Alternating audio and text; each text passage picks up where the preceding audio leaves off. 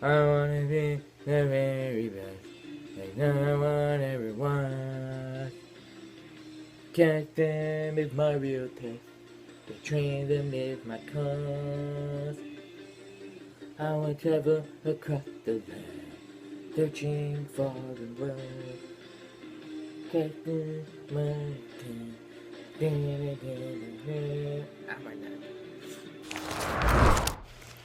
So today, I will be starting a new series in which I, will be reviewing, speaking about, and critiquing certain theories. But for this one, being it's my first theory, I am actually going to be giving you guys a theory I have been coming up with for the past couple months now. So, and by the way, as you guys may have read by the title, this theory is Lilo and Stitch's Stitch the Pokemon we know today as Sableye? Okay, so the basis of this theory is basically stating that Sableye was possibly created when Stitch crawled through a portal created by Jumba. Now the reasons I believe this to be true would be, one, if you look at Sableye and Stitch, they look really, really familiar, except one's purple, one's blue, and one's cute, one's more evil-like. Reason two, Jumba's an astounding creator, but he always messes something up.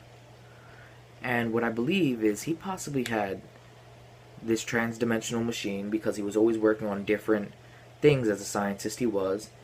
And Stitch, being a curious alien because, he acted like an animal and animals are very curious. He possibly could have went through this portal and Jumba ends up finding out because Jumba's always messing something up.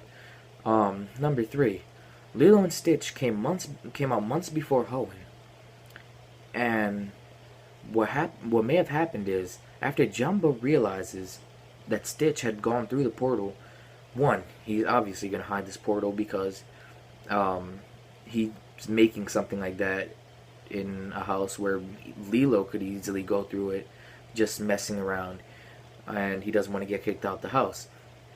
And then he also has the ability to create a new Stitch, and that's more than likely what he would do to cover up.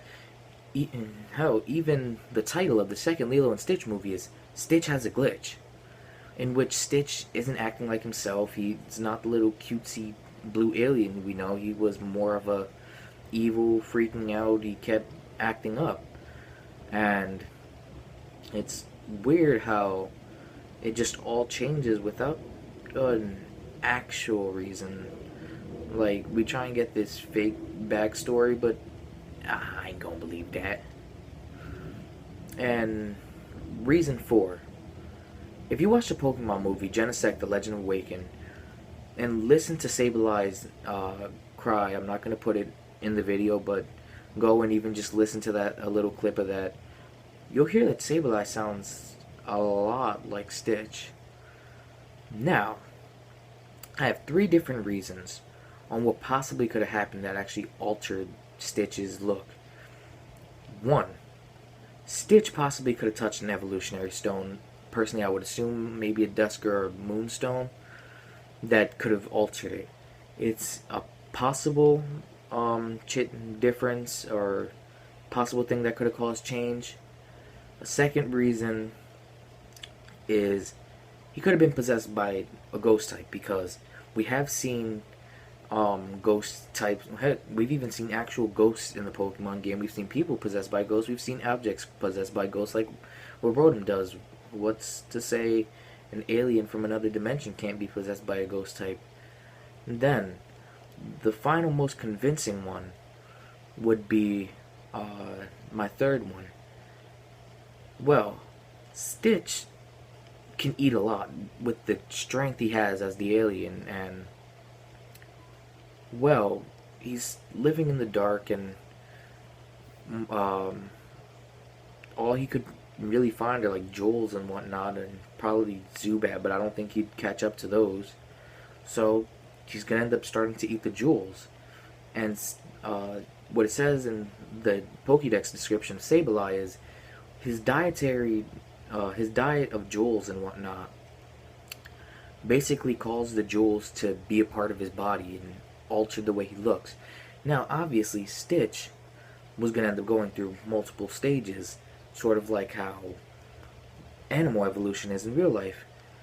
And, quite frankly, it's very possible that maybe he was originally just the weird blue Stitch that we normally see, and he just probably started growing jewels on him, but maybe he started breeding with a Ditto that eventually it's boom, he's just popping out more and more eggs, and as time goes by, they're evolving in which to make the Sableye we know today.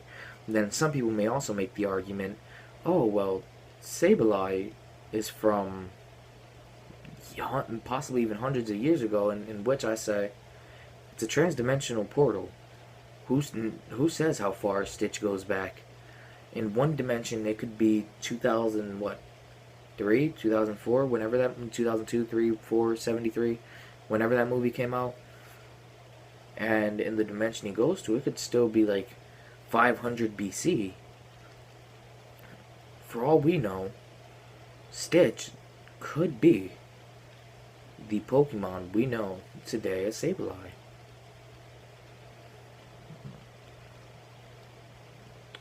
Well, what do you guys think about this? Do you think I'm completely crazy? If you think that, you're also right, but I'm not really talking about the theory in that sense, but do you think the theory is plausible? Do you find anything wrong with the theory? If you do feel that the theory is true, which part of it do you believe? Whether it be he touched an evolutionary stone that changed his looks and he possibly bred with another creature.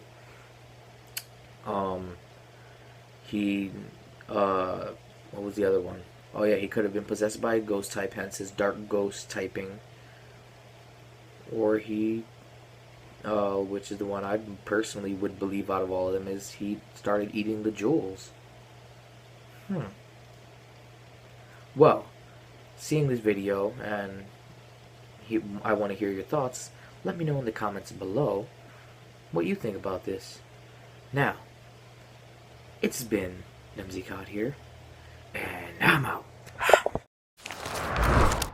Boy, I reckon that you liked this video if you enjoyed the video. And if you really enjoyed the video, boy, I reckon you share it with your friends.